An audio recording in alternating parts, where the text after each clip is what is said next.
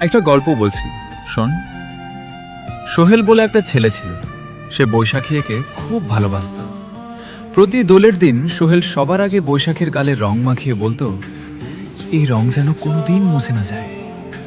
কিন্তু এক বছর হঠাৎ বৈশাখীর বাবা তাকে অন্য শহরে পড়তে পাঠিয়ে দিলেন। যাওয়ার আগের দিন দুজনের দেখা হলো। সোহেল বলল, খুব চিন্তা হচ্ছে তোমাকে নিয়ে। বৈশাখী হেসে বলল, কেন? সোহেল মাথা নিচু করে বলল, ওখানে গিয়ে যদি আমাকে ভুলে যাও। বৈশাখী তার হাত ধরে বলল, এমন কথা কোনোদিন বলবে না। আমি শুধু তোমার। পরের দোলে আমার জন্য অপেক্ষা করো, এসে তোমার কাছ থেকেই রং মাখবো। এক বছর কেটে গেল।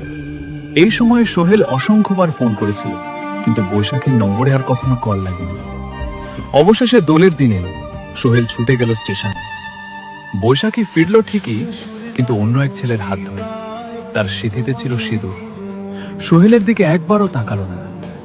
সেদিন বুক ভরা কষ্ট নিয়ে সোহেল নিজেই নিজের গালে রং মাখিয়েছিল। রাতে হঠাৎ একটা ফোন এলো। কলটা তুলতেই ওপাশ থেকে ভেসে এলো সেই পরিচিত কণ্ঠ। সোহেল, কেমন আছো? সোহেল কাঁপা গলায় বলল, তুমি যেমন রেখে গেছো, কিন্তু কেন করলে এমন? আমি কি দোষ করেছিলাম?